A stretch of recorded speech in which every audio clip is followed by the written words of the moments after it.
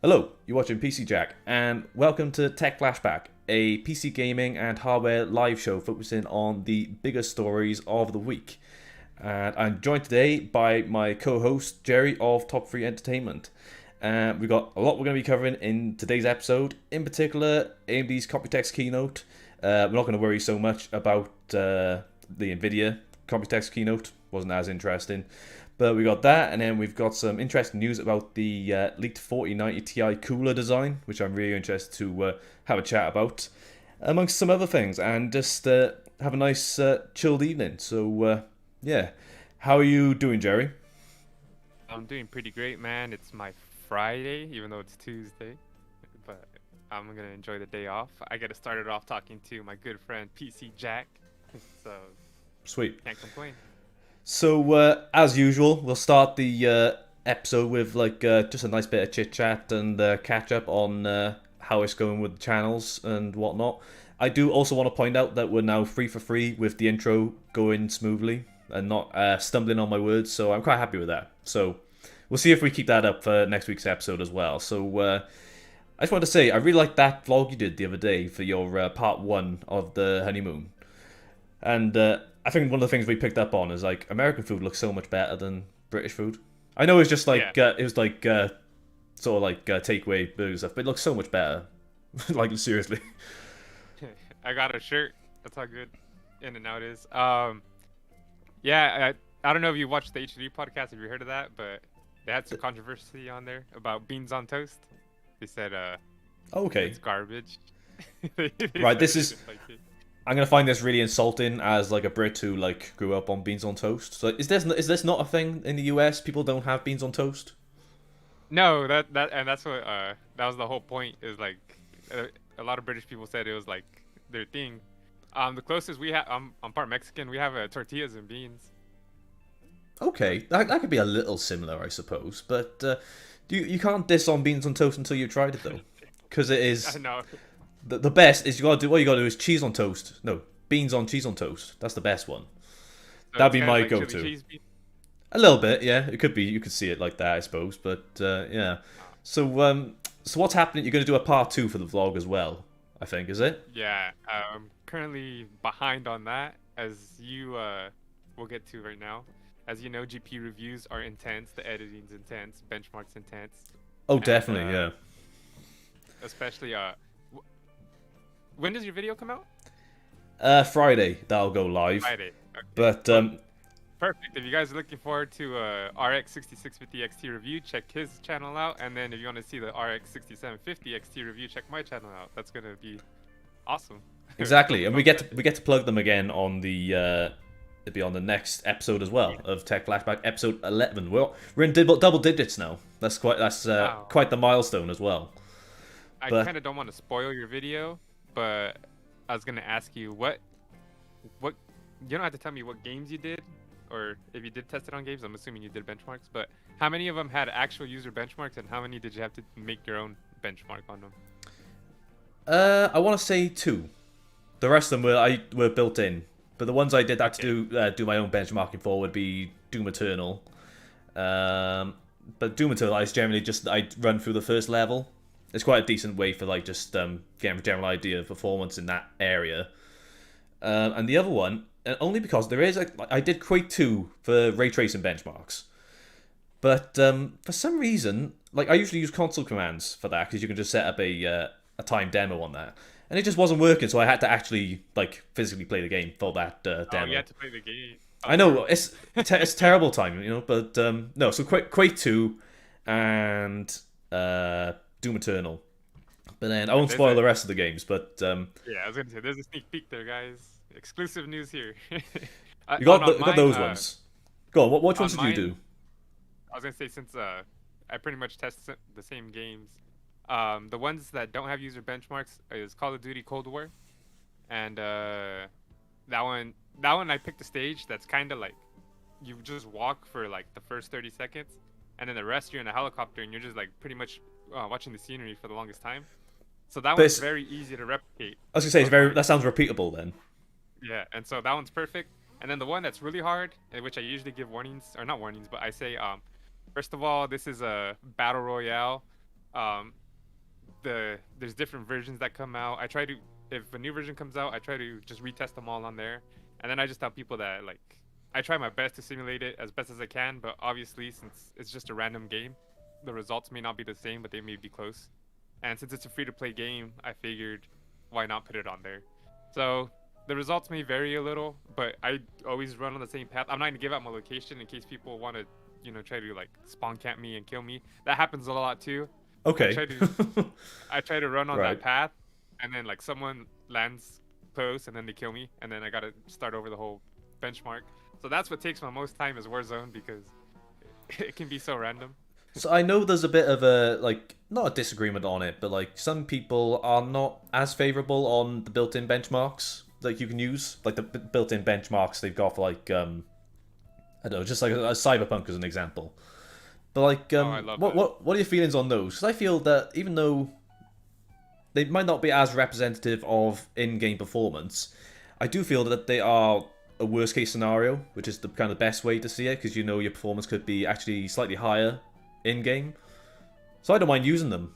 But do you mind using them? I know it's a bit of a cop-out, because yeah, you can just press go when you landed then. You can just keep an eye on your figures. But I don't mind using them. The important thing for me about those user benchmarks, which I love, I hope if any dev ever watches this, include them in every single game ever. But, I love it because it lets me compare the different cards. At least I know everything's running on the same engine, everything's running on the same stats settings, and there's less of an outlier compared to me and it's running highly around in repeatable Warzone. again. Yeah, so I love the user benchmarks when on Cyberpunk before they put the user benchmarks. Half the time I'd be driving in the car, the other half I'd be running around the map, same area. Yeah. And that game maybe, I mean, I don't know, that game maybe is not as crazy like as like the NPCs on there and stuff, but there might be some variables just with cars and stuff. Every once in a while a car would hit me and knock me to the ground, and I'd have to start it all over again. I can see that being a bit annoying there. But yeah, at least they put that benchmark in now, though. The only thing I can say is maybe in some user benchmarks, your stats are a little higher than actual in-game performance. But like I said, it's perfect just to compare different cards on how they run on that engine of whatever the game is running. So It's still going to give you a reasonable idea to go off of, and especially for if you're benchmarking for a sustained period of time, like I was doing a fair amount of time last week, and then like you were probably going through the same thing right now. But it takes about a day, right? Well, you're doing that as well as working full time, and then other commitments and whatnot. So it was a fairly arduous task, and it's kind of like the first time I've had a chance to properly properly review a GPU, because I don't really cover them that often on the channel, all things considered. So this time around, I thought go balls to the wall and try and cover as much as possible. So hopefully people will like it when it comes out. But yeah, so I have to make sure to plug the 6650 XT review coming this Friday, as well as the 6750 XT review from Jerry on Friday as well. Yeah. Same day. Back to back. So you have to watch all those videos. But anywho, I am trying to make the most of a bit of chill time. So like yesterday, I was actually playing Cyberpunk like leisurely, because I haven't played it properly in a while. But I've never played Cyberpunk. For real, the only time I've actually played it was running around the map, and okay. now all I do is play the benchmark on it. That's it. Fair enough. That's all right. I'm trying to actually play the game, because I played a bit of it when it first came out, got fed up with the state of it, and then gave up. But now I'm trying to give it a reasonable go now. But Nice. yeah. So I think we should try and get into the first topic for today, and this is our headline topic for today's show, and that is, let's pull it up, and that the AMD Computex 2222 keynote. Now there is a couple of highlights that we found on here. There was some that I wasn't as keen on, but they're not really coming up. I should have looked through my notes on here, but anyway, the main thing that I wanted to draw attention to with the keynote would have been X670 and B650, as well as Ryzen 7000 series. So Where would you like to start off, Jerry? Because I know you've checked out the keynote as well. What were your general thoughts on it? Well, I like that they did the quick little teaser. They introduced the X670E and the X670. Um, didn't they make like the E's for extreme, and then they made like an extreme motherboard on some cards, so it's like the extreme. There's a bit of a clarification though on what they're calling X670E. That's not actually a different chipset to X670. That is purely just by name, and the chipset remains. But then there's obviously the additional benefits like additional PCIe lanes, and it's probably going to have a better VRM design for overclocking support. Maybe some additional BIOS features, stuff like that. But it is still X670 at its core. It's not anything like, it's not a different chipset. But yeah, obviously there is some things on there. I think like the main thing they were saying about was the fact that there's up to 24 PCIe lanes. 14 USB, what else? And Wi-Fi 6E. But of course, the main difference is that they're obviously going to be transferring over to an LGA socket over from PGA. Now, I don't know how. And DDR5 support as well, and PCIe Gen 5. Now, I know there is some limitations for PCIe Gen 5 on B650. Like, I think you're only getting that on your the top PCIe by 16 slot. But you get additional support for PCIe Gen 5 on the higher end models, especially like X670. But yeah, I do feel like we learned a lot about the motherboards, but they were still fairly held back when it came to more information on Ryzen 7000. Am I the only one thinking that? I think they could have shown a bit more, but they kept their cards to their chest a bit. Do you know what I mean? Yeah, I think they were doing more of a teaser than than a whole review on this one. I think that a lot of people are barely getting a lot of the newer cards, or I guess not new anymore, but of the 6000 series, and they probably don't want to sour those people too much. They want to keep those sales up as much as they can, and then a little bit closer to release, they'll probably say more. But I agree, it would have been nice to see something, especially with some of these leaks we're gonna hear about later. Well, one of the biggest gripes I had with the entire presentation was the section where they shown off performance in Ghostwire Tokyo. Now, firstly, there was no. I don't think there was an FPS counter, which doesn't really help at all. So you're just watching gameplay essentially. But they had that. They were just showing like average clock speed in the top left corner. Has AMD never used Riva Tuner or any sort of like on-screen display before and thought maybe I could enlarge this rather than zoom in the video? Did you notice that? They probably didn't want to advertise MSI. Well, it was there, but we saw it. So. Yeah. But have they not realized? Oh, you can enlarge that. Then you could have had like a nice visible like clock speed right in the top left, but they were like, no, we're gonna zoom in to a piece of gameplay. But anyway, but 5.5 gigahertz is also something very interesting to see. Now, the one thing, I think this is something they did on Zen 3, like prior to release, was that they shown off gameplay in a certain title. I can't remember which one it was, but they didn't reveal what the CPU was. They kept that secret. And then eventually, like in the next presentation, they actually revealed that that wasn't even the flagship CPU. I think they said it was the 5800X. But then obviously, of course, we have seen they had the 5900X and 5950X, which was an interesting card to play. So they could be doing the same thing here, perhaps. Like, say hypothetically, like the names might be different. I'm guessing they're going to be the same. But say that was actually a gameplay demo of the 7800X or 7700X, like the 8-core SKU, which is very interesting to know that it can run at around 5.5 gigahertz in gameplay. So what are we looking at for the 7900X and 7950X? They could be doing that, but I do feel that they are trying not to show off too much until they see what Intel comes back with Raptor Lake. But sorry, go on. I was gonna say with that 5.5 gigahertz, I think that's pretty cool that the CPUs are gonna be able to do that.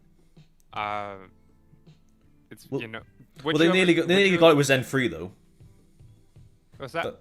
They nearly got it with Zen 3. I know they could like hit it on some CPUs. Like I managed to get 4.8 on the 5600X, but I'm sure I saw something about a 5800X hitting 5 gigahertz. Whether that was all core, I'm not 100% sure. I can't quite remember.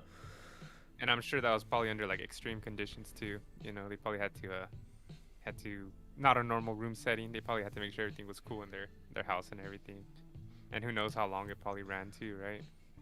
Well, it looks like we could be hitting it though very soon, which would be Yeah. very interesting to see. But I am also interested to see how power consumption is going to be on that, because they did advertise a 170 watt TDP. Now I know that's not exactly like TDP doesn't exactly mean watt for watt, but still interesting to see they're trying to push for that. But I'd be interested if they do try and maintain that power efficiency, because they've still got that lead over Intel in that regard. But how are you feeling? Would you? Sorry, go on. The thing about that number too is if AMD is going to hit 5.5 gigahertz, then that means Intel's probably going to hit a little higher. You know, I'm sure they're going to want to one up. Intel likes to one up stuff as well as Nvidia. That's the name of the game. So Does 12900 KS do 5.5? I thought it was around 5.3. I'm not 100% sure. yeah, I'm not exactly too sure either. It's up there, but again, well, it's gonna be up there again, right? They're probably gonna say 5.8. It's gonna be very exciting to find out, and if they are gonna get that clock speed, well, it's gonna get it as high as possible. That's one of the things that Intel kind of had going for them prior to at least Zen 3, because obviously Zen 3 has pushed it quite well already. But I am quite excited to see what else we'll find out about these CPUs, and obviously the transfer over to an LGA socket, which is going to kill my I think it's my most popular upload, which is how to not rip out a CPU. But Okay. I've never done it personally. Have you ever pulled a CPU out while uninstalling a cooler? Does that happen to you? You're talking about the AMD one? Yeah, so like a PGA socket, obviously, because it's got the pins on the CPU. Yeah, that's happened to me before. And the way I had to take it off was I got a hairdryer, and I just pretty much. Oh, okay. Have we lost Jerry? What's going on? All right. So, Oh, sorry he's about here. that. He's back. So pretty much, to take it off, I just put the hairdryer all around here for like 30 seconds. I just kept rotating it. That way, it heat up the thermal paste, and then I was able to pop it off without damaging the. See, the other one I've seen is 2-floss is one that gets thrown around. But Yeah, I tried that, and the floss kept ripping. So I was like, you know what, Oh. I'm just gonna heat this thing, and it worked. It worked perfectly. Oh, and then the i9 12900K did hit 5.3 gigahertz. Just I was just double checking that. Oh, okay. Yeah, I thought it was around there. Yeah, if you were hardcore though and your CPU was stuck to the cooler, you would just take it off with your teeth like a bottle opener. But that's a whole different story. But either way, for the presentation, I would have liked to have seen a little bit more on Ryzen 7000, and it does seem like they are trying to keep some information a bit under wraps throughout the year. They did say they're looking at a fall release date, which is interesting to know, which would kind of line up with where Zen 3 was, which was about November 2020, I believe. So I'd be very excited to see, but I am particularly interested in what we're going to see with these motherboards moving forward, and I want to see some. I just want to get into some overclocking for one of these ones now, and I am curious whether it is going to be worthwhile with making the change, because currently I'm on Ryzen 3000 series with a 3900 XT. So could be a fairly significant jump if we're looking in terms of improvements to single-threaded performance and even multi-core. Would it be something that you would upgrade to at the moment, or are you quite content on your 5800X?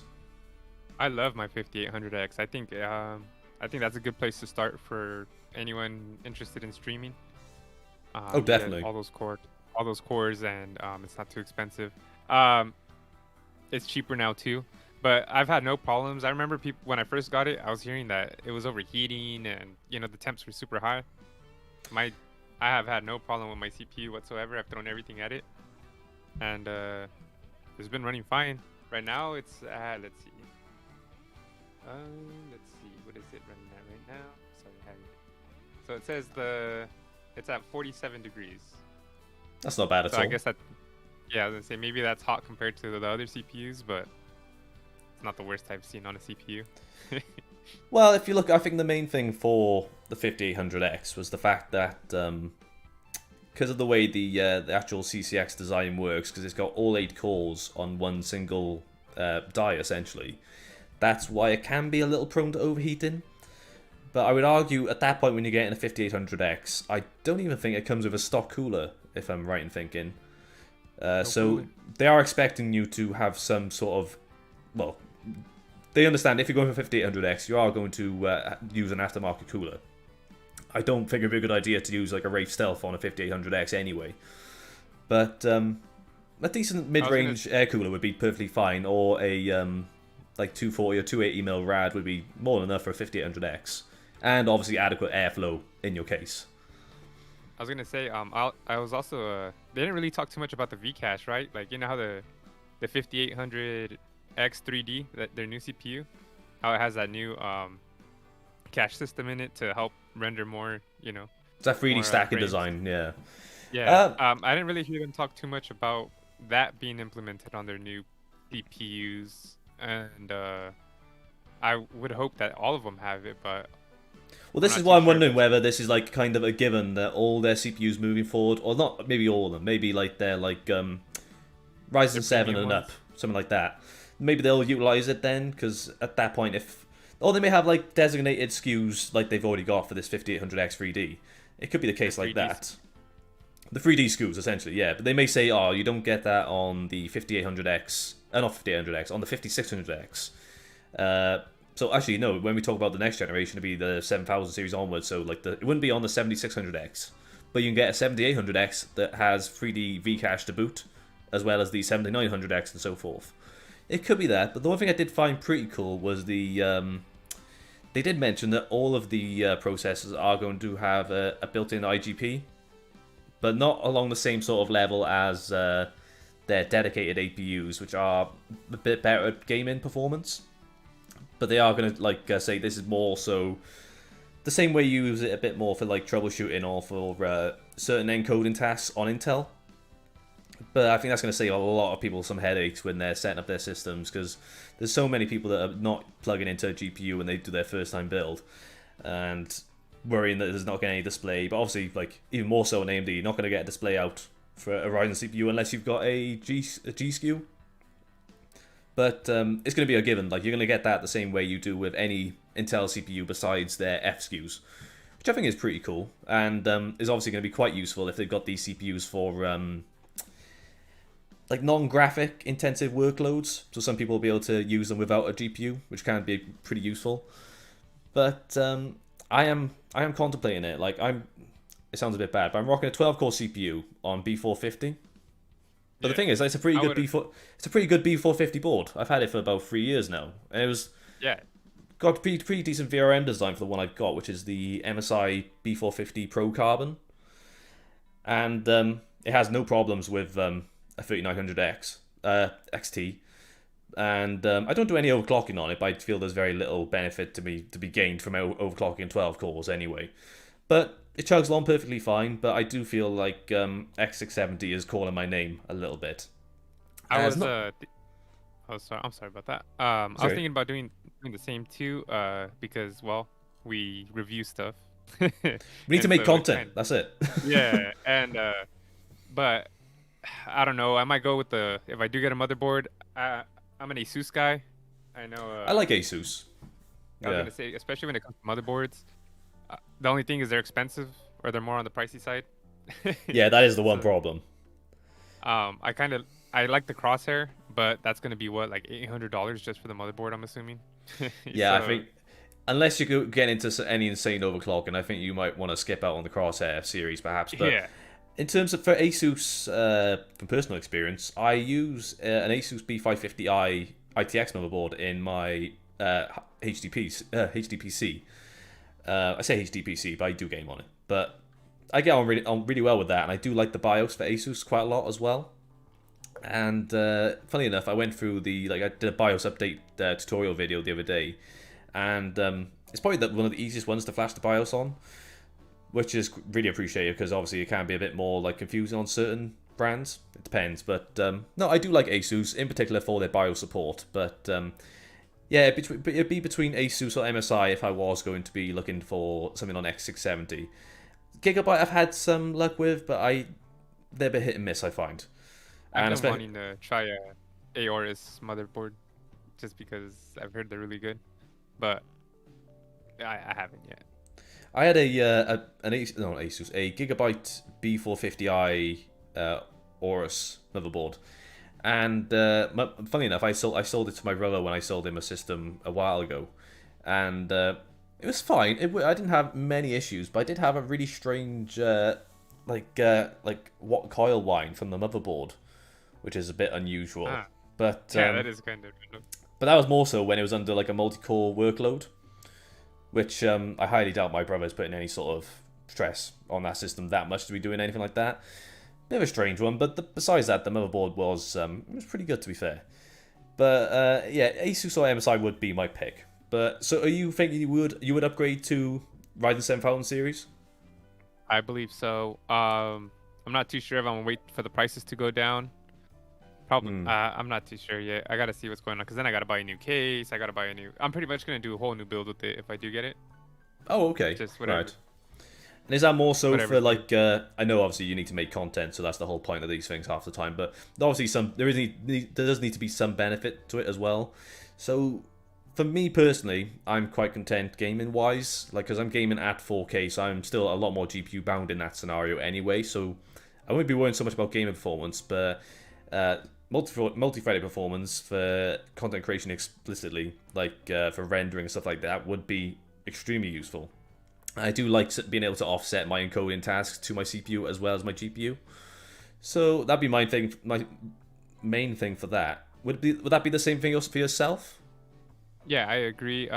Editing and then also streaming. Like I told you earlier, the less stress I can put on myself trying to figure out what's wrong on my stream, the better. So obviously, Exactly. Better performance, more cores will help me out a lot. Because I don't know about you. When I'm rendering like any of the videos I work on, like as soon as I start rendering, my CPU is like all cores are like maxed out. So clearly there is some additional performance to be gained by going for either a higher core count or just something with additional single-threaded speeds. Not single-threaded, but additional clock speeds to help out in that regard. Plus the DDR5 too will probably help out a significant amount. Even though I don't know, a lot of people are saying that DDR5 is not too much of a jump from DDR4, but I feel like this is barely the beginning. And well, you see that with the beginning of a DDR, well not DDR, like a memory generation, there is like a bit of like hit and miss like type deal with it because of course you're buying into that bleeding edge like level of performance. But have you seen the cast latency timings on DDR5 compared to DDR4? They're pretty high. If you look up, I don't know, like say like a 4800 speed kit of memory. Let's take a look. Actually, I can go on. Corsair's got their Vengeance line up. Let me take a look at their like basic kit of memory on here. I was gonna say, and a lot of the ones I have seen, they don't really have any like the heat cards on them or anything. They just look pretty plain for the most part. So even then, too, you know, they getting one off the bat, you're gonna get a kind of a plain looking one. You know now how they have ARGB RAM sticks and all that. So Right. Okay. I might wait for that too to get a better looking design.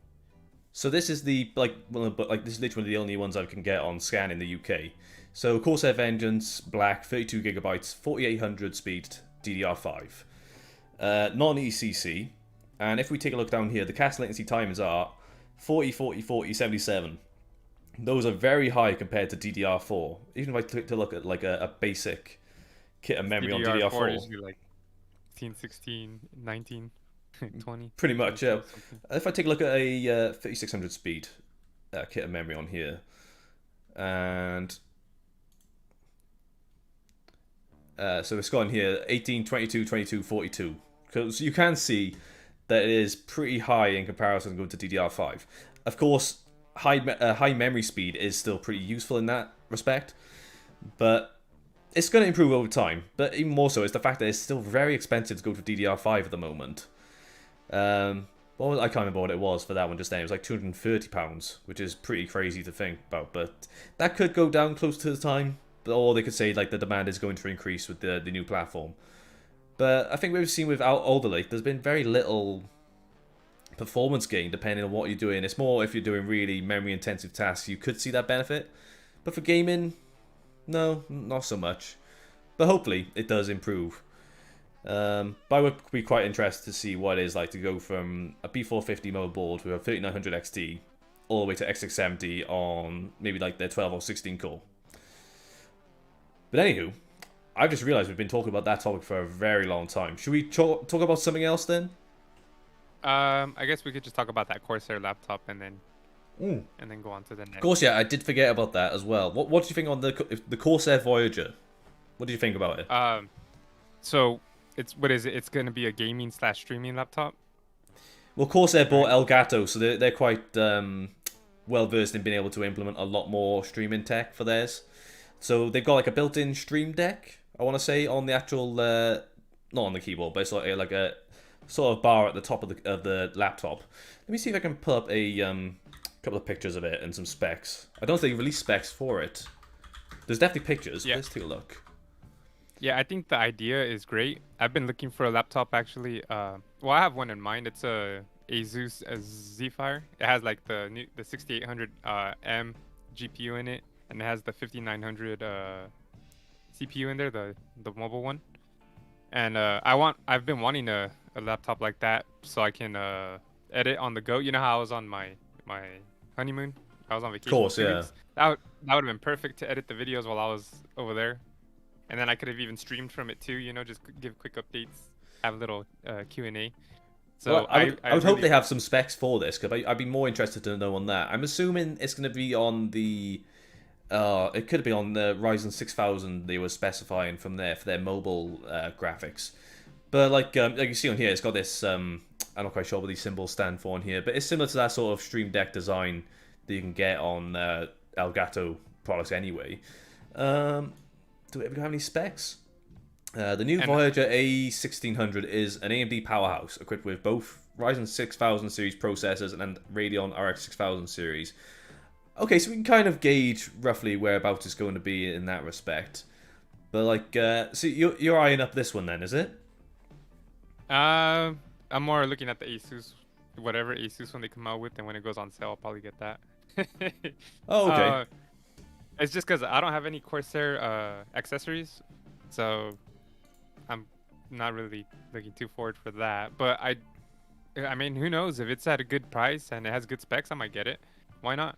As long as it plays 1440p, 120 hertz. It doesn't have to be like ultra settings. If it plays medium to high, that'd be cool for me. You know, 60 frames on like more demanding games is fine. I just want something I can edit on the go, stream on the go, and just enjoy on the go. Of course, yeah.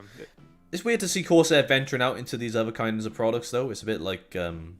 I like it. It's strange, but it's good to see that they are actually kind of like dipping their toes in a different kind of market. Like we saw the same thing with their monitor, which it's going to sound really bad. I can't remember the name of the monitor, but it was the best sounding monitor name I've heard in a long time. Rather than being... Monitor names are horrible. Yeah, I was going to say, they have the craziest names.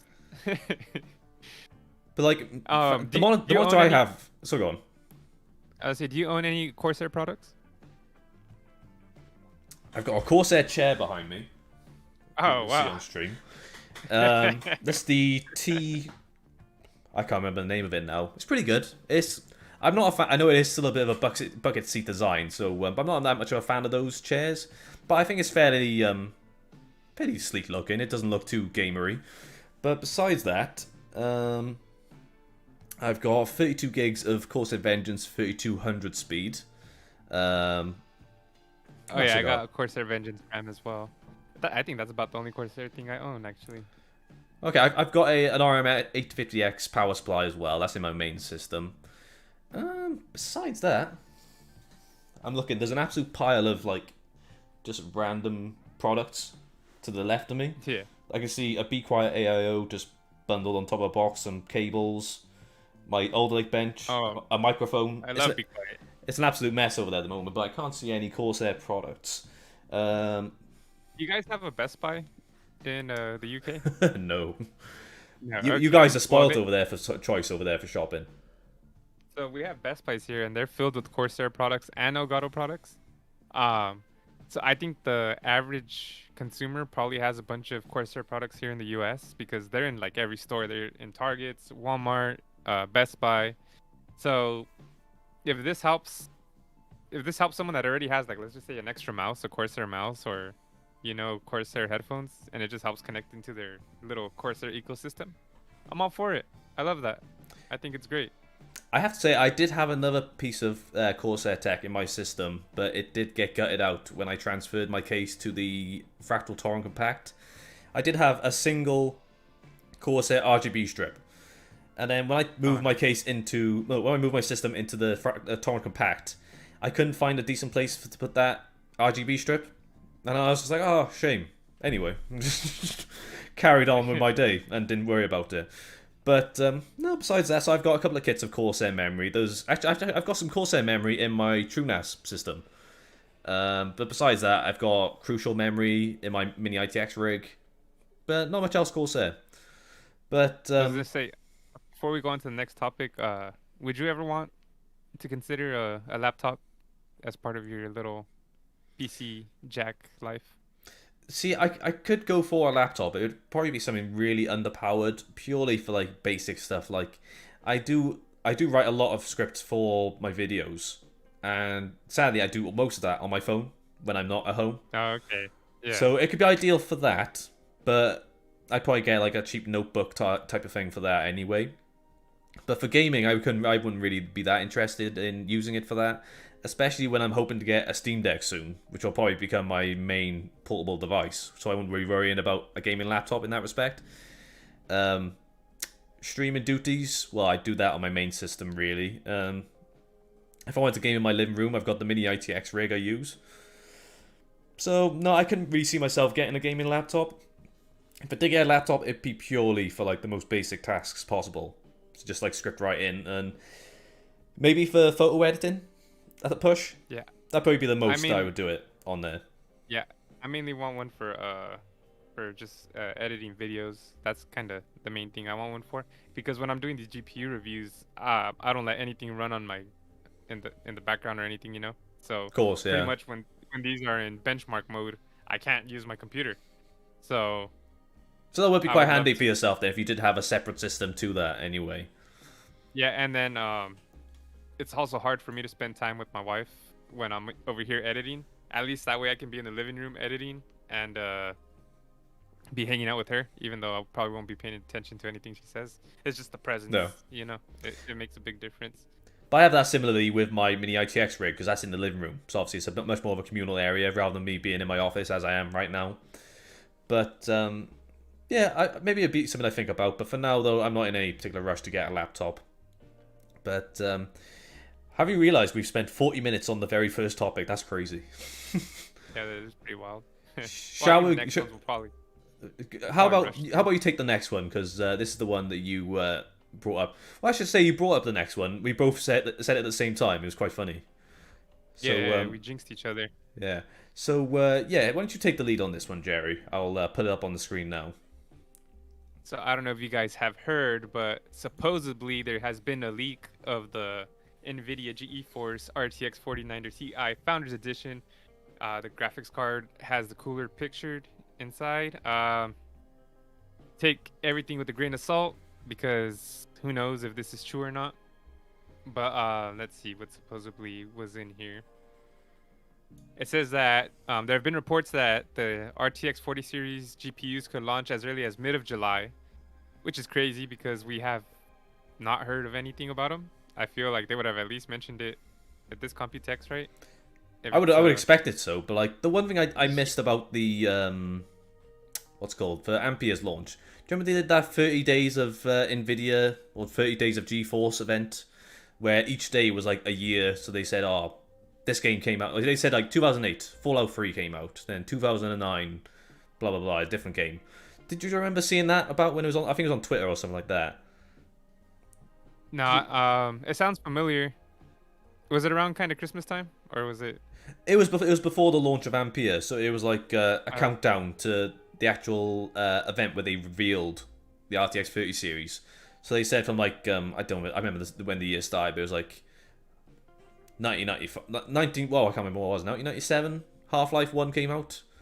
So like from there, and then the next year after that, a game that came out that year, and the card you would be using at that time, if that makes sense. So Yeah. but yeah, that's besides the point anyway. But like All I remember from that launch was them taking the GPUs out of the oven. that's it, yeah. And Yeah. Jensen had an absolute ton of spatulas as well. Yeah. And then well, I guess back to the 4090. So July is pretty darn close. What, 2 months? But they're saying that they're poised to be both powerful and power hungry. You know, obviously something that we saw with last gen, well, this gen's card. And they're saying they have a major uplift to the Founders Edition design to meet the 450 to 600 watt spec. Whew. That's a lot of power. Yeah, it says the leaks show us 3 different segments of the FE cooler. First, we have the silver-colored metal skeleton that goes around the heatsink to give it a nice finish. So this is basically it's basically the same as the like Ampere design. Like they've kept it pretty close, but didn't they do the same for 9th gen? Well, 9th gen, so like 90 no, not 90 series. What am I talking about? So 900 series and then 10 series had the same cooler design, I believe. I think so. I think it had the same reference to the design. Yeah, I was gonna say they have remained kind of similar, but I mean they don't go too far off. But it's supposedly that this leak was on the 4090 Ti, which is kind of insane. Don't they normally introduce those like later on in the launch life? They do tend to keep the Ti for a bit later to like a sort of stagger the releases, I guess. But So I mean, they might be designing it now, but that's something that might give you an idea that this might not be too true. Sorry, I just had a beer delivery. Oh, nice. Can I get one delivered here too? I mean, I could ask. It says the logo has changed from right to left, but you can only see that if you take the card apart because it's from underneath.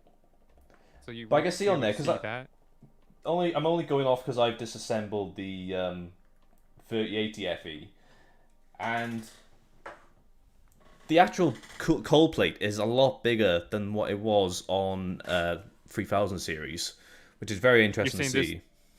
This new leak on the 40,000. So yeah, this one in particular. So the one we can see from the capture here, the cold plate does look a lot larger because I think before you can see there we've got the thermal pads for the that's gonna be for the memory on there. Those had their own separate cold plate, so it's gonna be sharing it now, which could mean like an increase in die size, but obviously it would be passing off a bit of that heat. Exactly, with a little bit extra space, it'll help dissipate it. So it might be better. You did say your 3080 FE did run a little hot, right? When you It was a toasty boy, I would say the least. But I would assume this would maybe not be the best idea. But like, I'm not an engineer, so I wouldn't be the best person to say on that. But you can see, just even if you look at the side, like that fin stack. I know it's a bit cosmetic, but it does actually dissipate heat quite well. But that fin stack is significantly larger than what I think it is on like the 3090 at least. So they are beefing up the cooler design a little bit, but it's still pretty like familiar looking if you look back on the 30 series. But we talked about this on the last episode, I believe, or it could have been on the episode before. But there was a lot of leaks going on with this expected power usage for around 600 watts, which is pretty absurd. And then there was the leaks about 900 watts. So like, is this like a tinfoil hat conspiracy level type thing? It was like, did they like leak 900 watts to try and make people feel that 600 watts is a lot more reasonable, perhaps? maybe. Wouldn't be too sure. Maybe. But at this point, we are like you can tell by the size of that cooler, we are kind of pushing it at what we can actually dissipate with conventional air cooling. At this point, we're probably better off going with like a liquid cooler solution at that much of like a heat range. That's just that'd be my thought on it. But don't EVGA cards have like little vapor chambers in them? They do, but if like you got a little space heater in your room at this point when you're pushing 600 watts, and then also you got the rest of the system to consider as well. I got like 3 PCs on right now, and it's freaking hot in here. I have my AC on 24/7. The rest of the house is as a nice box. But so I'm imagining these three together will be like one 4090 Ti on by itself. Oh, definitely. But then the other thing you got to consider, so besides the actual heat that you got to think about, the other thing as well is the fact that like I'm not quite sure how it is over in America, but like even the cost of like energy is a factor at that point, and I feel it is actually worse in the US because obviously I think you're on 120 volts. But like, so I'm not even sure if you could actually run that along with multiple other devices in your house, like without tripping a breaker at that point. Yeah, I got my fuse box right there. That little gray box there. And I live in apartments too, so well, we'll see how long it takes for me to turn off the whole grid here in my apartments. But I mean, like in the UK on like 240 volts, we might be okay. But even still, there's the consideration of paying for that energy that you're using to run that card. And like I said, over here it's like getting a bit like it's getting a bit rough with pricing on energy, like gas and electric. I don't know if that's the same in the US, but obviously it is still an important factor, like worldwide anyway. But Keeps going up. it does exactly. But either way, we obviously it would always be interesting to see even more powerful cars than what we've seen in the previous generation. But I think we are reaching a point now, obviously with graphics cards getting a bit more readily available, that maybe Nvidia are trying to like hold out on ampere supply drying out, and then maybe once we reach that point, they can like where cards get closer to MSRP or even below, which is ideally the way it's going to go now. Maybe they'll see Ada Lovelace RTX 40 series as their chance to up those prices once again. So it could be that. Maybe that's why they're considering this July thing. But of course, this is all like going off leaks and rumors at the moment. But would you be interested in seeing it in July, or do you feel like we still need to try and like saturate the supply for Ampere still? I mean, I'll take whatever I can whenever it comes out. But I feel like July is really early. You know, people are barely getting their hands on some of these newer cards with the stock availability barely getting, you know, into a better shape with cards actually being on the shelves. I have to say it's miles better at the moment though than what it's been over the past 2 years, which is really good. That's why I'm saying like people are barely enjoying this, and then all right, next card. And then I always see people saying, I'm just going to wait till the next generation. I don't want to go, you know, I don't want to get this gen. Next gen comes, same thing, sells out for like about, what, 2 years? And nothing's ever in stock. And then they say the same thing, I'm just going to wait for the next. I don't want to go through that. And it's not quite the same, but this is one of my biggest gripes if you look at any of like the Build a PC Reddit things and stuff like that. There's so many ones on there. Like, I can appreciate if you can wait. Say for myself, I have a perfectly functional system, and say like I was considering upgrading in a couple of months' time, it probably would be a good idea for me to wait until like Ryzen 7000 series comes out, RTX 40 series. Like I could wait until then. But it's the people who are building their first system and they're like, oh, should I build now or should I wait for Ryzen 7000 series? Should I wait for next gen GPUs? And it's still this thing, like, if you need a system now, then build a system now. Because even if you wait for that next gen to come, it's gonna be quickly, like, outmatched by the gen after that in the following year. And I find there's so much of it, especially with, like, future-proofing. That's my least favourite term when it comes to PC hardware. Because you just can't. It depends. It depends on, I kind of agree with you on that. It just depends on what hardware you're talking about. Obviously, if you're getting a PSU and you know you're eventually going to upgrade to one of these cards, if you know for sure you're eventually going to buy a 4090 Ti, even though you're buying one of this current gen cards, just get a bigger PSU.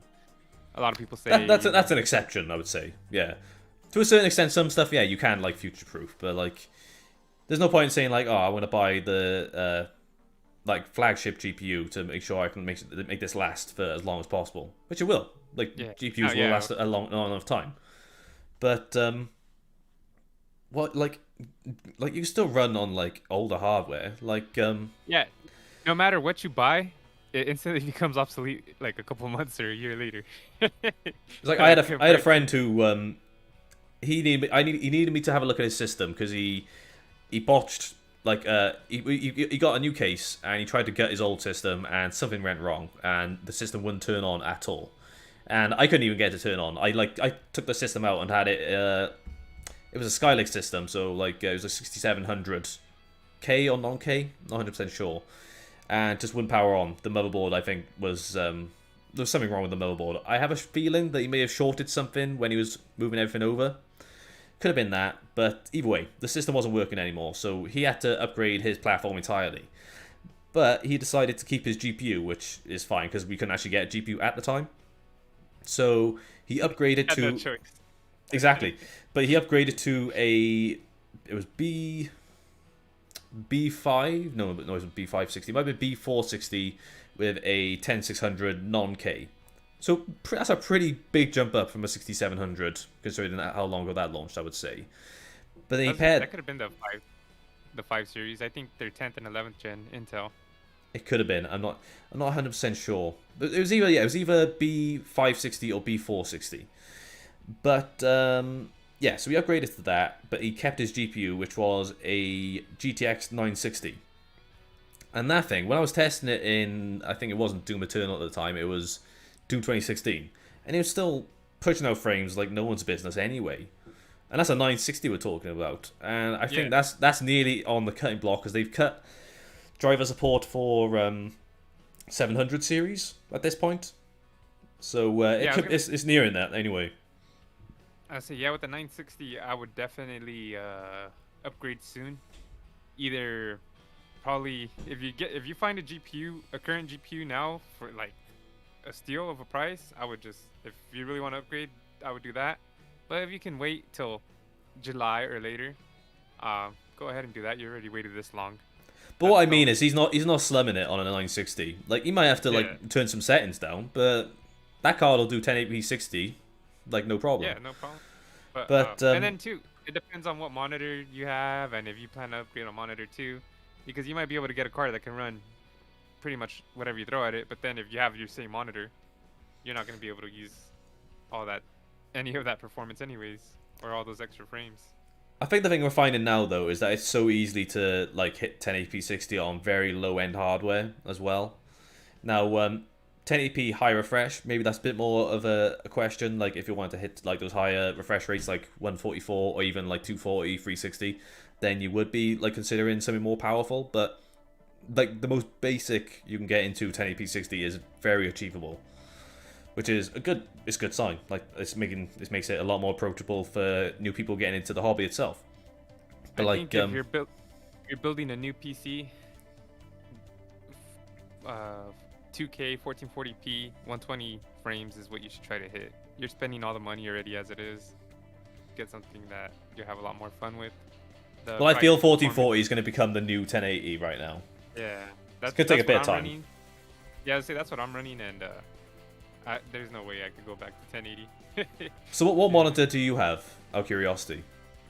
It's a Samsung CJ27JX6. I don't know, something like that. It doesn't have HDR. I think it's like 4 milliseconds response time, which is, I guess, slow, but not really. Is it gonna be that noticeable though? Nah, no, it's no. I still do really good in games. So if I had those 3 extra, I was gonna say if I had those 3 extra, maybe I'll be even better. But it's not bad.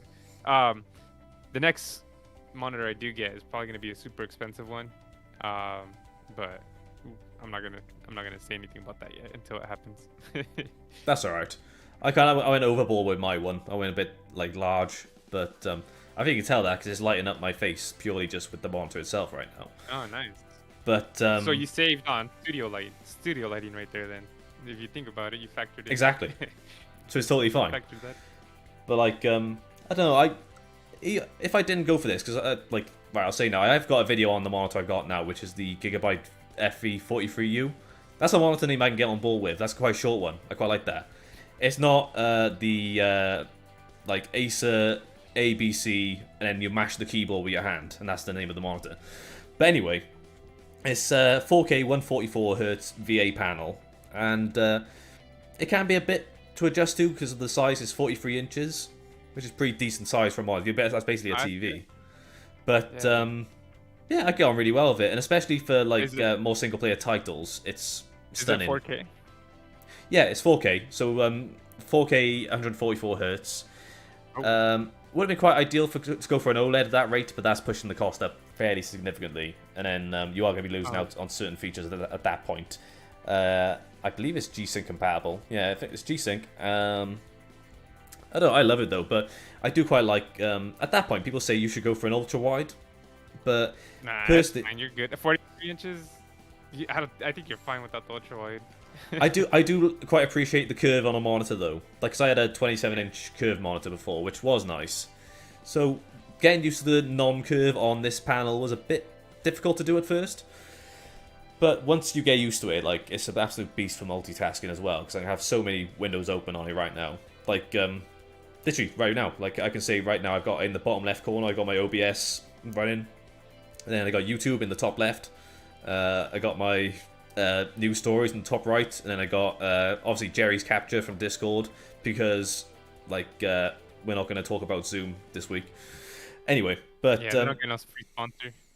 Yeah. Oh, I guess since we're on the topic of monitors, I think Asus came out with the 500, what is it, 500 megahertz refresh.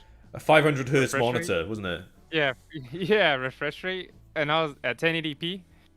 And I was like, why the hell do you need 500 frames? Like, The human eye can only see 60 frames, though. That's what they say. Yeah, well, true, but you know how that makes a big difference when gaming. But I get it's for competitive esports, this and that, but I think at that point just go to 1440p and push 240 hertz on that, you know. Yeah, I'll take visual fidelity over like higher refresh rate, to be honest. Yeah, but like, frames are nice. Oh yeah, there's a point where it's like, all right, come on, like this is ridiculous. But back to the topic of at hand rather. So RTX 40 series, are we excited or are we not? Personally, I'm keen to see what we find out from it, but I do want to see a significant jump from 3000 series, which I think is to be expected. But at the same time, I don't want to see a repeat of the way that Nvidia has treated gamers over the last 2 years, which I would say is not best, considering like they've obviously favoured selling in bulk to miners, as we've seen from them getting fined by SEC. But how are your feelings on this coming up? Are you excited or are you cautiously curious?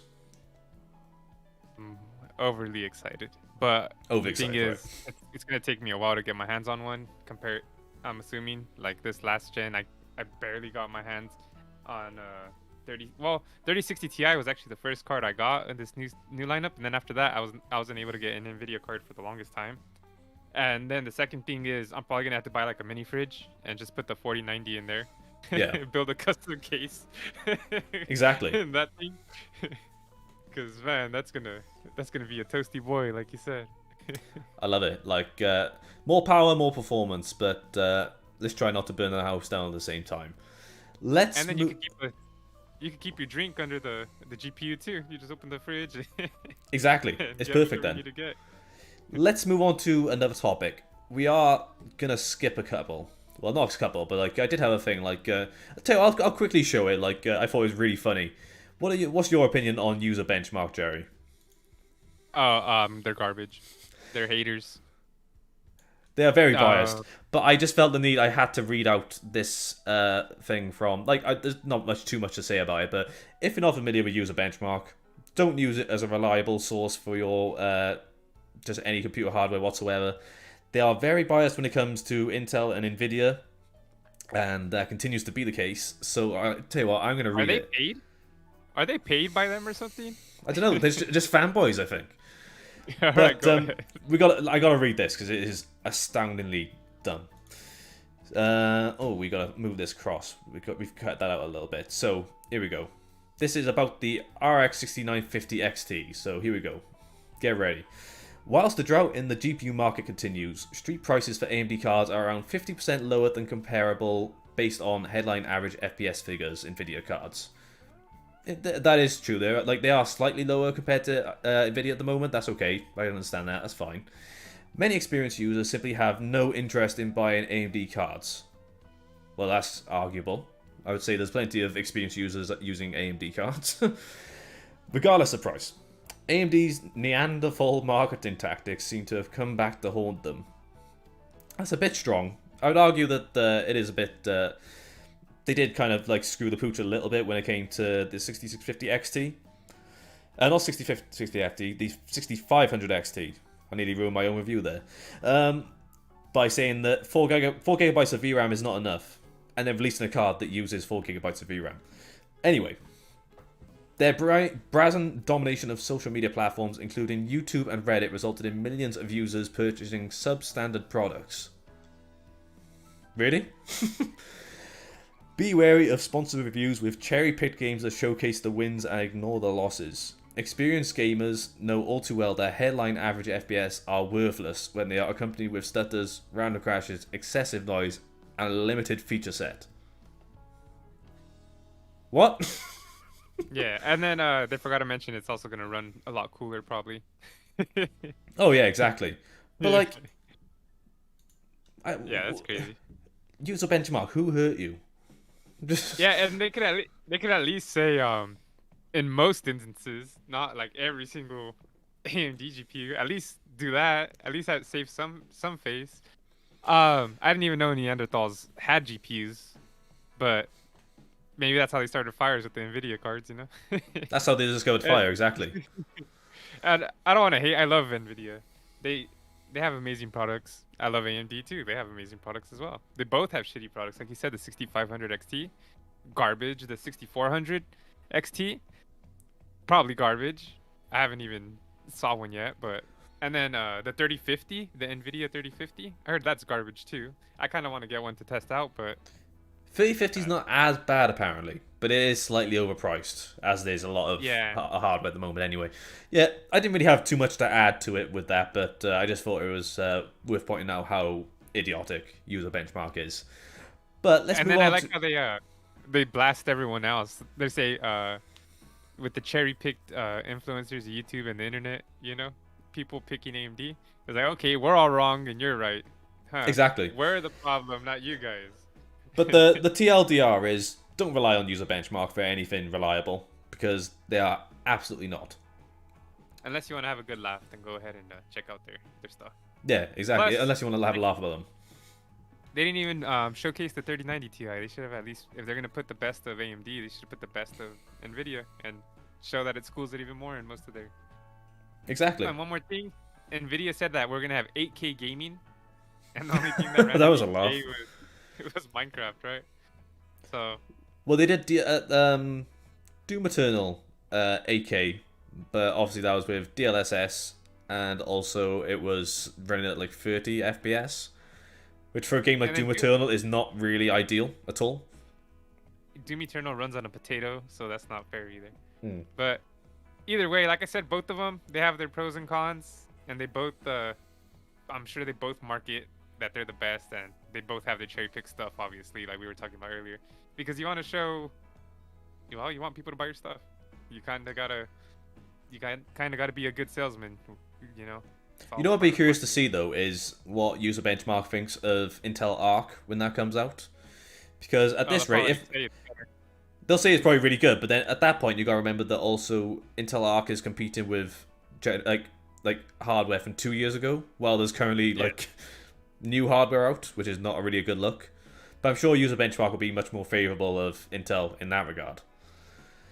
Yeah, I'm sure when they compare it to AMD, they'll say like, oh, well, they just barely came in the game, and, you know, they're already getting similar results to AMD compared to, you know.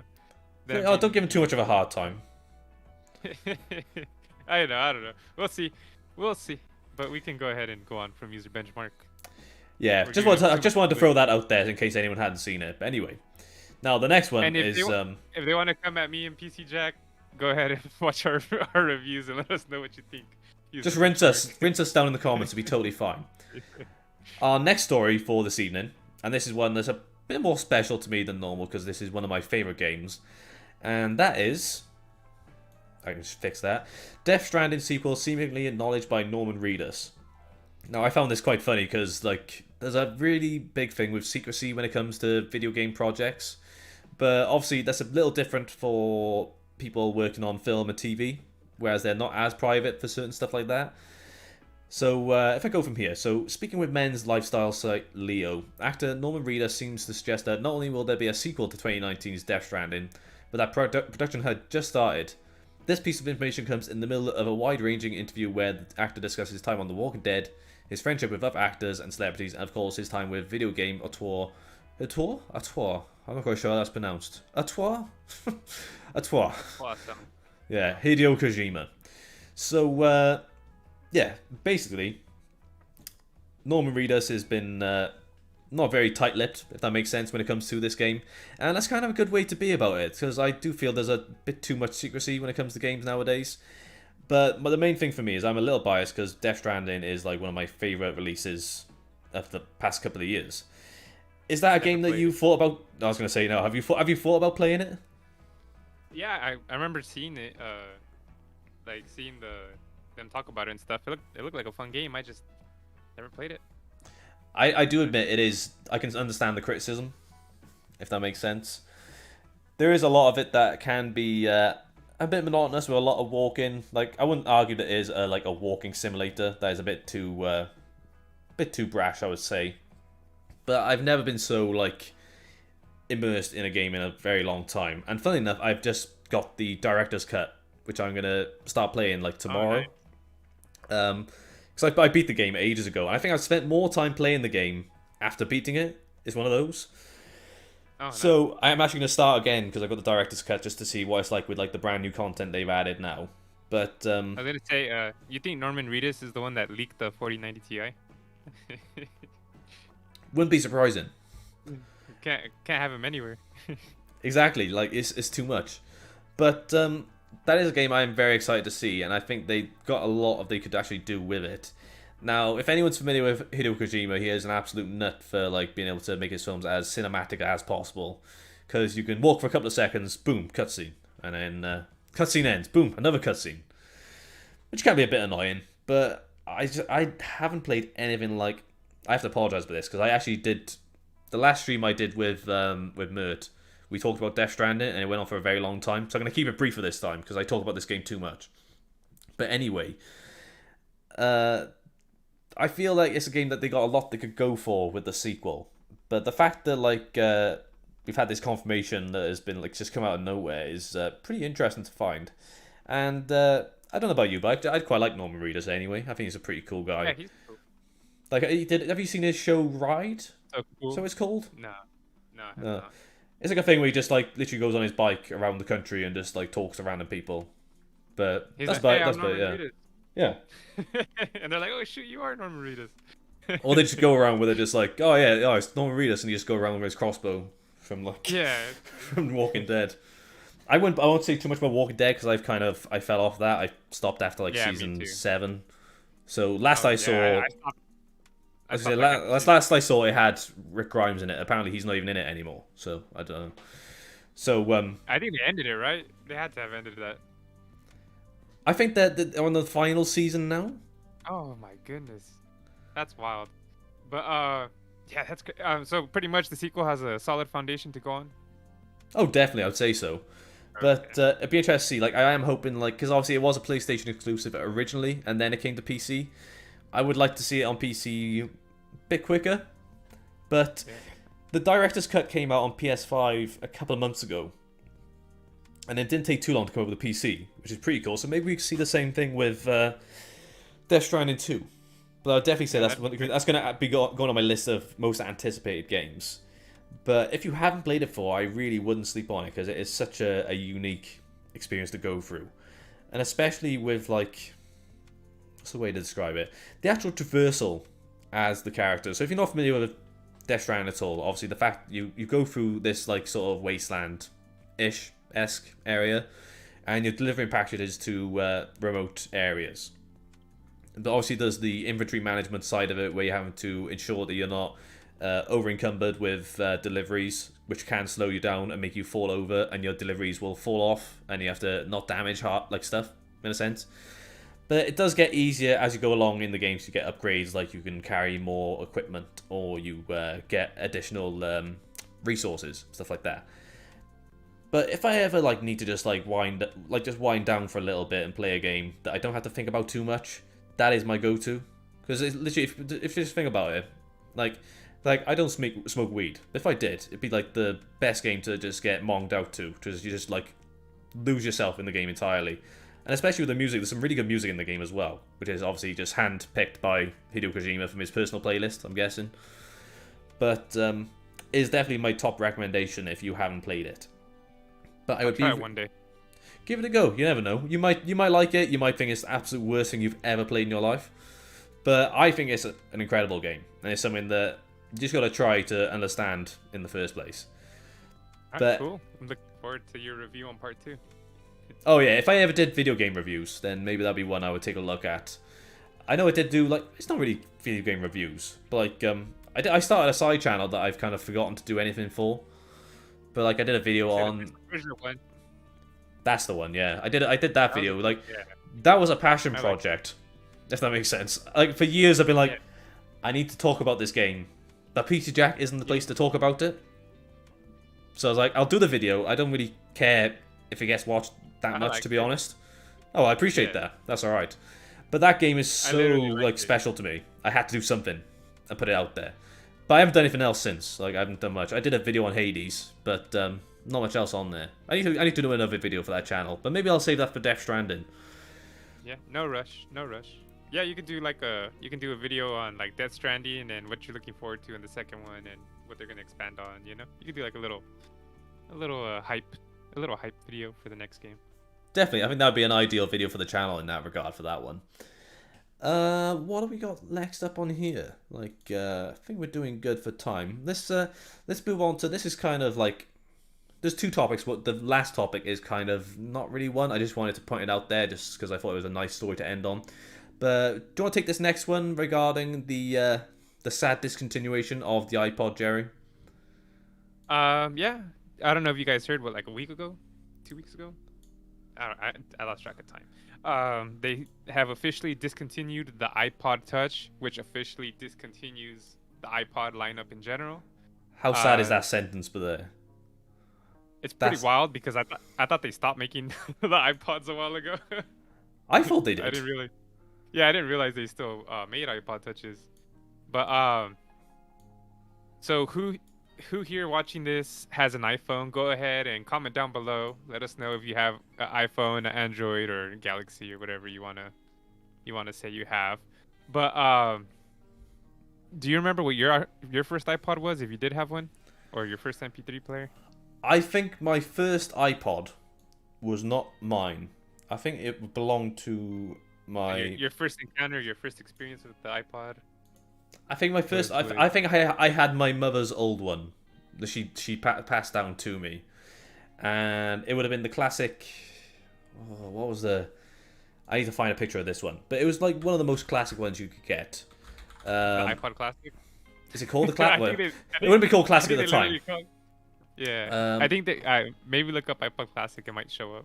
But yeah, it had like the spinning wheel. It didn't have a colored screen, right? It was like black and white, probably.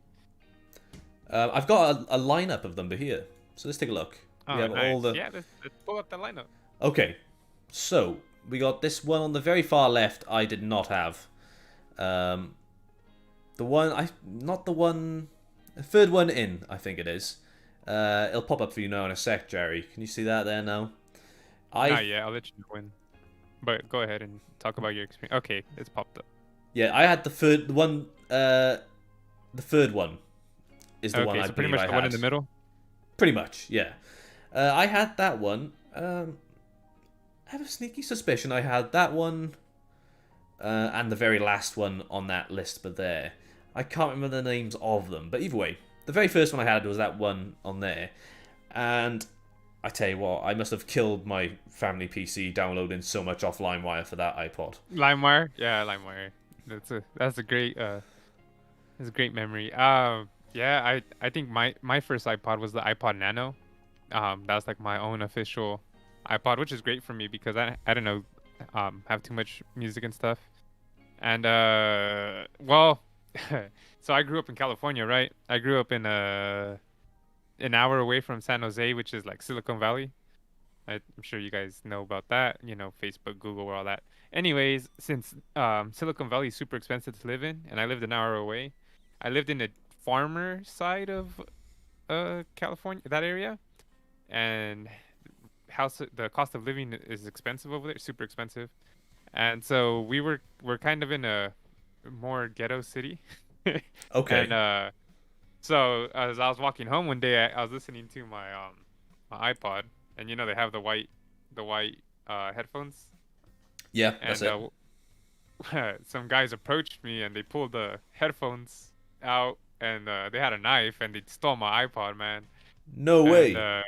yeah, I got robbed, and then they even took my school ID, and they're like, if you call the cops, we know your name. I was like, you guys are pretty smart. That is And gutting.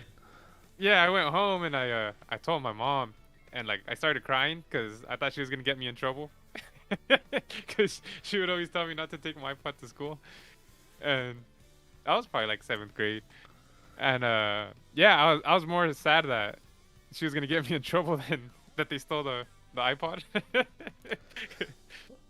Well, at least you can rely on the fact that it's probably a much cheaper product to buy nowadays anyway. But Yeah, no, it's like obviously you can't really like say it's a shame because I don't think many people are using their iPods nowadays. yeah, But you gotta like admire like what they actually brought to like just music consumption in general back in the day.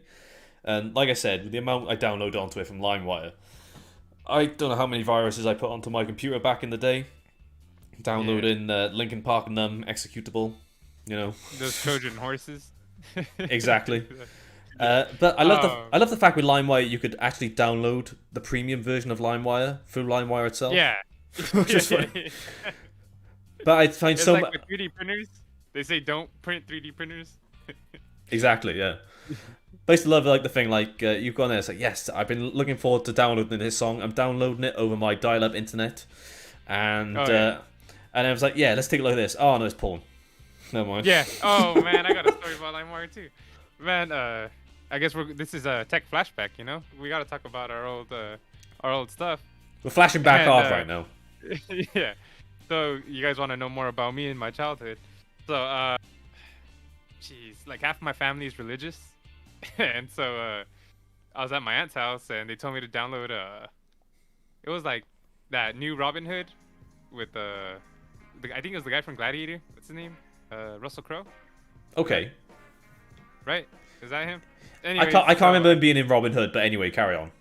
okay, yeah. So I downloaded that, and the boys group was there, and this was probably like I was probably like 15, 16, and then So so young I and put it on. impressionable Jerry, that's what it was. Yeah, I put it on and I pushed play, and it was a porno, man. Oh. And I looked at the faces of the guys from the church, and they're all like, they're like, whoa. I was like, whoops. I was like, that's like wrong Robin Hood. I was like, damn, this movie's great. That's the problem. So, Is this what I was meant to download, or is it something completely different? You never know. yeah, But and then too, when you download music, it always play that Bill Clinton soundbite. I did not have sex relationship with that woman or something like that. I don't know if you remember that. I can't remember that one. I can't remember that one cropping up. But like it was either porn, or the wrong song, or Rick Astley. That was Yeah, it. or it was like a DJ mix of the song you want. You play it and it's Oh like yeah, DJ yeah. Payola or this is fire. It's just like some crazy sound bites before it starts. But as well as that, of course, if you are downloading from LimeWire, one of the things you would have to do a lot of is like you've downloaded the song, you've got your illegally downloaded copy of Green Day American Idiot on your computer. You landed. I'm dating myself a little bit, but there. Actually, no, is it dating myself if I'm talking about 2004? That sounds like it's not that long Uh, ago, but to some people that is yeah, now. 18 years ago. I feel old now. But anyway, you've got your very illegally downloaded copy of Green Day American Idiot, and then you've got to import it into iTunes, and like you put import it in there, and it doesn't have the official thing. You haven't put the artist name in there. You haven't put the album artwork. You got to go through that painstaking effort to actually put all that information in. Especially because you can't have various artists on your phone. That's on your iPod. That's not acceptable. Like, was Yeah. that something you did as well, where you had to title all Yeah. the tracks? You had to do it, like. Yeah, I made a tweet. It said that this was our version of Excel, was editing the iTunes music. Exactly. And then even the songs, you had to put the song name, and then you had to put featuring, and then you put the artist that was featured in instead of putting it in under artist, because that's how like the official iTunes version was. So I would Oh try to yeah. make a copy, and yeah, it was good times. And then did you ever get an iPhone? Do you own an iPhone Yeah, currently? I don't have an iPhone now, but I had a couple of iPhones. I had the iPhone 4, iPhone. I can't remember what it was now. Might have been like the 5S. Was that? Yeah, that was an iPhone, wasn't it? iPhone 5S, 7 and 6, and then since then I've had a Pixel 4a, and I'm a diehard anti-Apple fan now. But anyway, that's a whole different discussion. But Yeah, no, I but was gonna say yeah, go for it. I had an iPod Touch as well. That was my final iPod, I would think. Yeah, That was the closest to an iPhone you could get at the time, I would say. yeah, I switched to or I remember when the iPod Touch, well, the iPhone came out, and I remember some guy in my class had one in my math class, and I was like, damn, that's crazy. Like, like those phones are so expensive.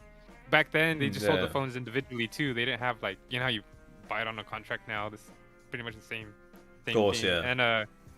And so I had bought an iPod Touch as well, and that was before they had games on it. That was it was just music and videos and photos. And I remember I was like one of the first ones to jailbreak it in my school, Nice. and I would charge people like $10 to do it, So I jailbreaked everyone's iPods and iPhones, and I remember too that a lot of kids were scared to do it because they thought I was gonna break it or hack into their system for some reason. And No, so that's it's alright like though. I'm just downloading firmware on there, man. Like it's not really there's not really much I'm doing to. Can you remember? This. I don't feel this was as long ago, but do you remember when a Flappy Bird was a thing? Oh yeah. Can you remember how many people were selling phones with Flappy Bird on it on eBay because I think they I- banned the game because people got too hooked on it or something? Which sounds Yeah, absurd 'cause right now. supposedly the original creator didn't like that people were addicted to it, so he stopped making it, and he took it off the store. And yeah, it's kind of crazy, but he didn't want people to be addicted to the game. Supposedly, I'm sure he was probably getting legal threats from Nintendo. I'm sure they were probably telling them a bunch of stuff because it had that Mario aesthetic. Probably, yeah. So I'm sure that had a lot to do with it too. But yeah, you didn't sell your iPhone with Flappy Bird on there for like $2,000? I don't know. I think I must have factory reset it and lost out on my millions. Must have been that. Yeah, me too. I just kept my phone though, like an I idiot. remember playing first person Flappy Bird. That was an absolute Oh, nightmare. That was horrible. But you were anyway, the bird. yeah, that's And it. then I was gonna say I sold that. I ended up selling the iPod Touch, and with the money I used to jailbreak it, I bought an iPhone. And then from the iPhone, I bought an iPhone 3G. I sold that and bought a 3G. This is back in the day where you could sell stuff on Craigslist and like pretty much just Yeah, upgrade to the new stuff. I got the iPhone 4, which was a 720p HD. I was like, nice. this is amazing. Yeah, do you remember getting the iPhone 4 and you're like, this is insane. The This is phone peak. looked This is nice. peak performance. That's what it is. Yeah, the phone looked nice, the screen looked nice, everything was just great about it. And then I got the iPhone 6, and it was the XL version, the big phone. And then after that, I was tired of not having expandable storage, so I went to the Galaxy or the Samsung lineup, and I've never looked back since then. But now I have the new, well, not the new, the last gen Galaxy, and it doesn't have expandable memory on it no more. So I don't know what I'm gonna do from now on. I might switch back to iPhone. Could be an idea. The main thing that I find interesting from this now is like, as we've both just like shown off, then is there's a huge level of nostalgia for what Apple did with the iPod, and it's something we kind of take for granted now because we obviously got like Spotify or YouTube Music already on our phones. It's such a simple process that has been streamlined for so long. But back in the day, it was a more heartfelt process, I find. Especially like we said, with like going through the effort of downloading each song individually, and even going to add all the information that you need on there. So you got the album name, the artist name, the song, the genre, everything, the rating. There was a rating system as well on iTunes. Oh yeah, that's true. But Doesn't make sense. there's a lot of nostalgia in it, which is something I feel like we have lost out on. Which is it's something that happens as any sort of technology grows older. But we're gonna press F to pay your respects for the iPod. That is the most important thing we want to get across from this. And its contribution to music, as we know, is truly unfounded and something that we're going to appreciate for many, many years to come. Especially when you find your iPod stuck in your attic from many, many years ago. I would say Anyway, the iPod was an icon, man. I remember the commercials were crazy. They were all colorful, you know, the black silhouettes and them dancing to the music. And I remember looking at other MP3 players and just like, man, these look ugly. They look generic, you know, just whatever off-brand companies. so Microsoft made the Zune. pour one out for your homie. That's what it is. Yeah. I'm not going to pour this out And because I've got my Guinness left. I'm not going to pour that out. Though. cheers to it. Oh, cheers to it. Cheers to the. Are we cheersing through the split screen? I think we got it there. If I do, I'll leave my glass right there. I'm gonna get that as a screenshot. There we go. We're close. We're close. That'll do. Anyway. Without the iPod, there's no iPhone, guys. Exactly. Because that probably helped make it a bunch of money to start engineering the iPhone. Now, this is kind of our final topic for this evening, but I don't really have too much to add on to this, so we'll just bring this up and then move into our closing discussion for this evening. Or the morning, depends where you're watching from. But the one story I thought was really good, and I want to just quickly highlight it, was this. That GSC Game World resumes Stalker 2 development. So if you weren't aware, this, well, it clarifies it in the article, but here, so if you take a look. Ukraine-based studio GSC Game World has reportedly confirmed that development on Stalker 2 continues, in question marks, which is a bit interesting. Development of Stalker 2 Heart of Shore... This is the other thing I thought was interesting. I didn't know about certain names in Ukraine had been changed due to like Russian input, like Chernobyl is actually Shornobyl. The same with Kiev is actually Kiev. I didn't know about that in the first place, but anyway. This is for the Russian release? What do you mean now for the Russian release? That they changed the names for the Russian release?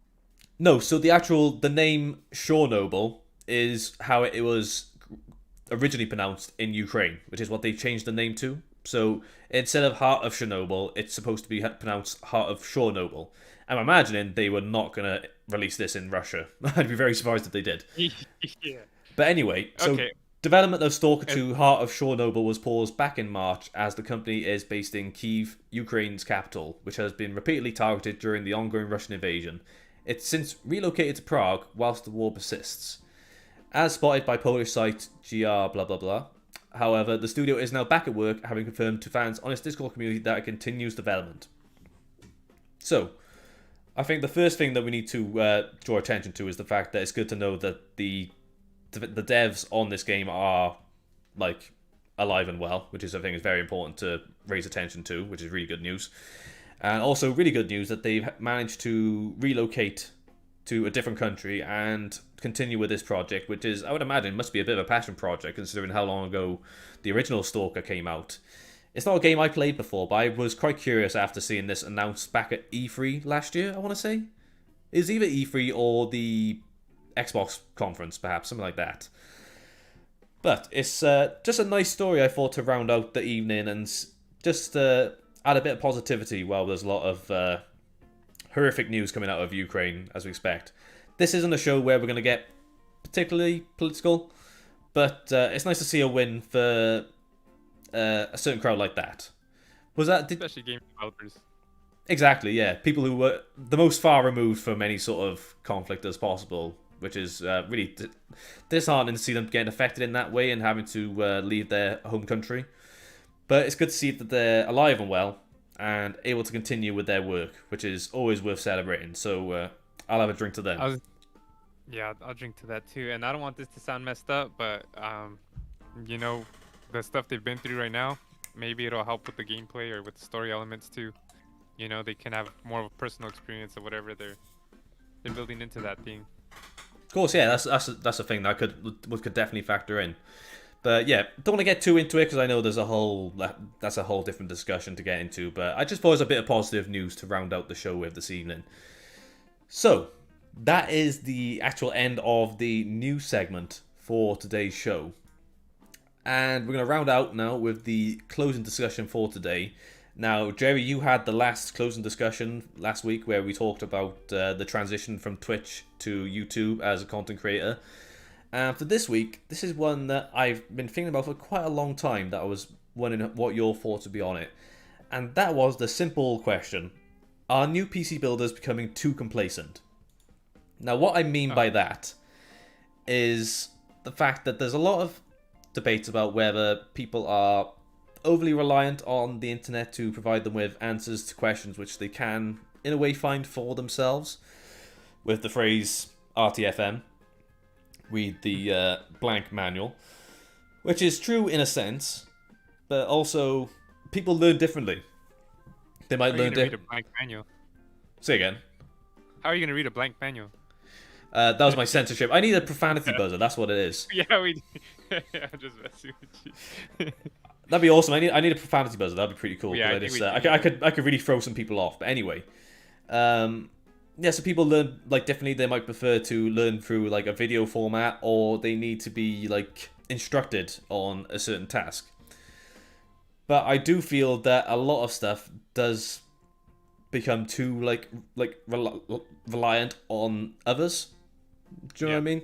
So an example of this I could think of is, I'm going to draw from personal experience with BIOS updates. One of my uploads for how to update your BIOS on the B450 chipset for Ryzen 5000 series, I get a lot of questions on there, and this isn't me complaining about it. It's just something that I feel that you'll get a quicker answer. You'll get a quicker answer from Google than you will from me. Let's put it that way. Does the 5600X run on the B450 Aorus Master, as an example? You could very quickly go to Gigabyte's website and look at their CPU support page and see that the 5600X is indeed supported. But there's people that have to comment and ask me to clarify for them. Now, don't get me wrong, I like to help people out. I haven't got any problem with that. But is that too overly reliant on someone else to solve your own problem? Do you know what I mean? What do you think about it, Jerry? I kind of agree. On some of my GPU videos, let's just say the Merc 6700 XT, I'm saying this one because this is the one I get the most randomest questions, and the XFX Radeon, where it says 60, what the type of card it is. Yeah. Give me a quick second. So this is not a Merc, but this is a Sapphire. So right here, this lights up. It says Sapphire, and then I guess it doesn't say Radeon on there. Oh, it's on the side. So this lights up. It says Sapphire, Radeon. So on the XFX, it would say XFX Radeon 6700 XT, all lit up, right? People ask me, hey, I just bought this card. How come it's not lighting up? And I'm like, that's weird. It lit up instantly when I got it. And then a lot of the times, they don't have the Merc. They have the Swift or the Quick. Or they have a different version of it, I guess. Because they argue with me and say that, I have the exact same card and it's not lighting up. And I'm like, well, I can't tell you, man. This one lit up when I plugged it in. I've had no problems. So I don't know. I guess you're gonna have to look it up. And a bunch of people ask me that. Or when I install the mount, I have one of my most popular videos is the dual mount for the monitors. I literally go step by step, show everything, and people still ask me some random questions. I answered them 3 times. Sometimes they still ask me again. So sometimes you kind of gotta do. I mean, we can hold your hand and guide you as much as we can. We're happy to answer, but at the same time, you kind of gotta. I know it's scary dealing with expensive parts, but sometimes you gotta figure it out yourself. And another example of that is the most common one I could think of. Not so much something I've had that much of experience with people asking me about, but front panel connectors. They're obviously the most notorious for being annoying to understand. Nice highlight of the GPU there. But like, I would argue that front panel connectors are fairly universal at this rate, and they're generally the same for most people. And that is very clearly illustrated in a motherboard manual. What the hell is it for? So when people are asking like, which one do I plug where? It's like, well, you can look at the manual for that, and there's a very handy diagram which will show you exactly which one is which. But Or your exact motherboard. exactly. But most motherboards have the same. I think it's pretty universal at this rate for front panel connectors, considering they need to be because of cases. But it's something that I feel is very easy to figure out, and I can certainly appreciate there are some problems which are a lot more difficult to decipher, not on your own. You need to have some sort of assistance on them, because there are some very unique use cases where stuff is difficult. Ones I would argue where it is a bit more challenging is for installing CPU coolers. Now I know they do include a manual, but like there's some coolers are worse than others for this, and they can be a bit more challenging to install. So I can appreciate that, and that's one of the reasons I used to do a lot of CPU cooler installation videos. Well, I say I used to. I used to do more, what's it called? Individual videos. But if I do a review of a cooler, like for example, I did a review of the NHD12L from Noctua. There's a tutorial for how to install it in the review, and it's pretty straightforward. And I think Jerry's managed to find the front panel connector diagram on there. What have we got? So you'll find the page like this in your user manual depending on the book you got. But I mean, like he said, look it up. Everyone has different layouts. Generally, most of the time it's pretty universal though, which is quite handy. Or you can be very lucky, and like I'm using this as an example. I've got the Cooler Master NR200 mini RTX case, and the front panel connectors are all bunched together in one plug, so I don't have to worry about that. It's absolutely fine. But I'm one of those people that also does a lot of open air testing, and so I'm happily gouging at my front panel connectors with a screwdriver, just to power everything on.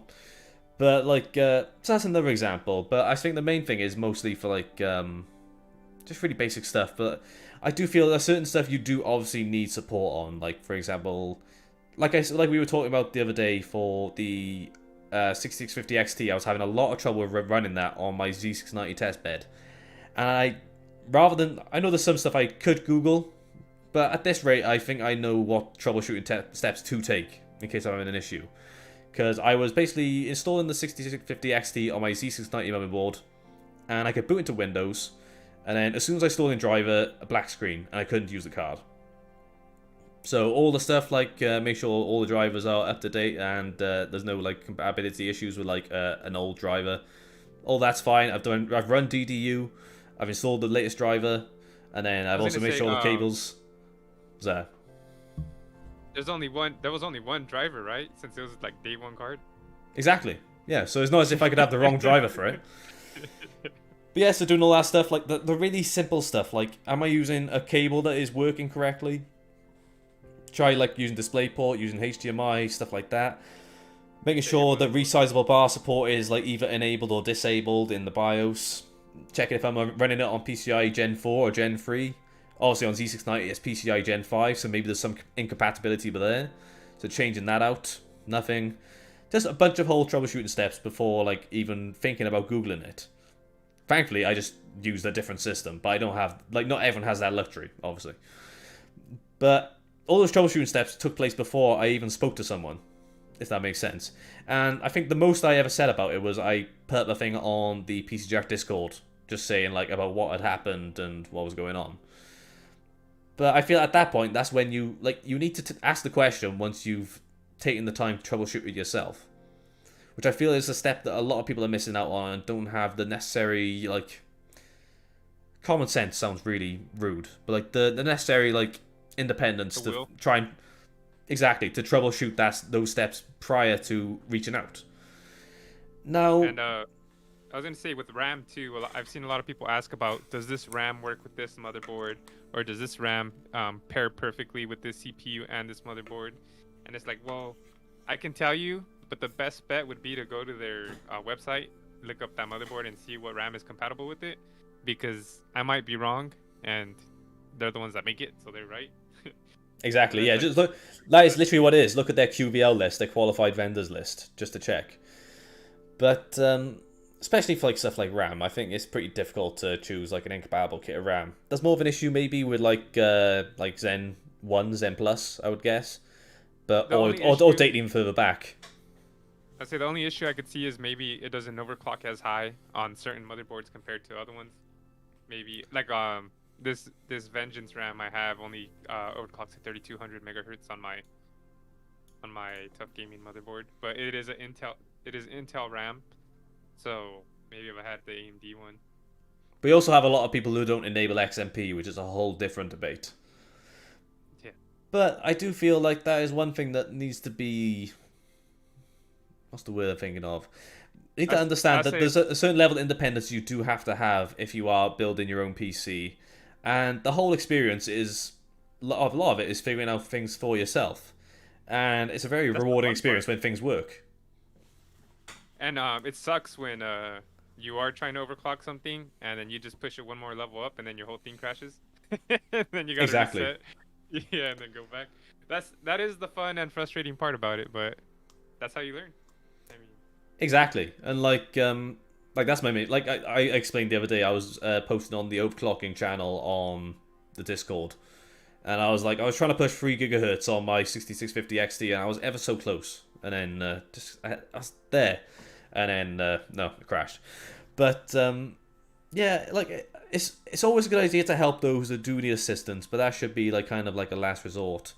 And if you do manage to figure out things for yourself and work in that independence, you can come away with learning something, which is obviously a very important thing, and feeling the absolute satisfaction once you've seen that finished system all built together, which is very, very, very satisfying.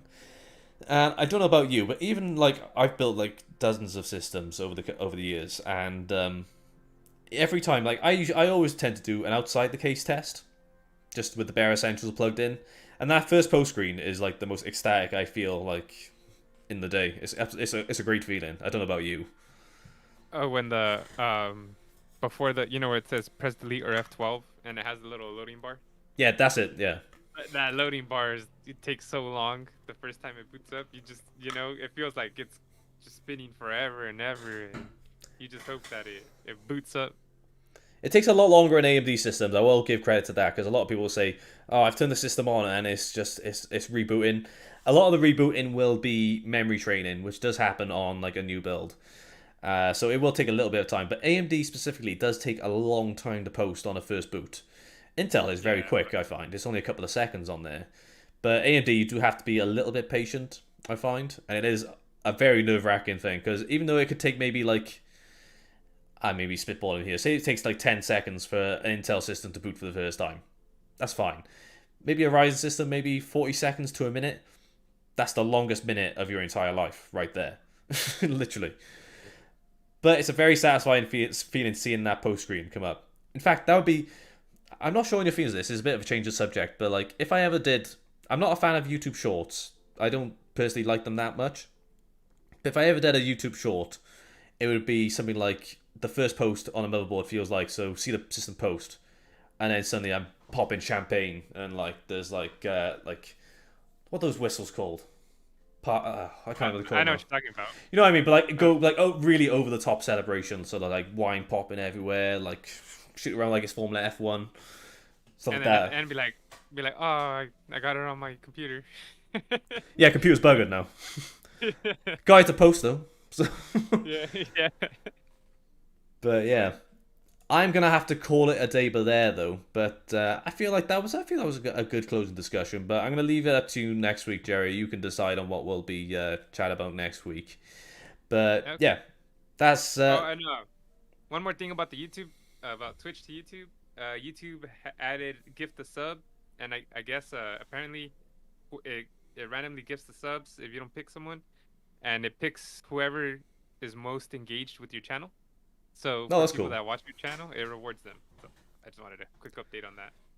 Nice. I haven't really followed the gift of subs too much, but it's good to know anyway. But yeah, that's cool. Yeah, so I think we're gonna call it a day there. That was a decent enough stream. I think that was pretty good. I hope you enjoyed it, Jerry. Yeah, So I hope you enjoyed it. Thanks to everyone that watched, and to the people that watched the first one and are watching this one. You guys are awesome. definitely, and there's going to be more of it in next week's episode. I'm going to have to get some more stories lined up. But yeah, that's it for today's show, guys. If you enjoyed it, then please feel free to like and subscribe for more on the way soon. If you haven't yet, you can also join the PC Jack Discord where you can talk with myself and Jerry and a whole bunch of people, whether it comes to your tech support questions, as we just mentioned just now, if they're your last resort, or if you just want to share some random memes and stuff like that, it's all more than welcome. And yeah, the review of the RX 650 XT will be going live this Friday, along with Jerry's review of the RX 6750 XT. And yeah, so we hope you enjoyed the show, and we will see you next week for episode 11 as we enter more of the double-digit episodes. And yeah, we shall see you then. Catch you in the next one. Hope you guys have a good one. Jerry's nailed it.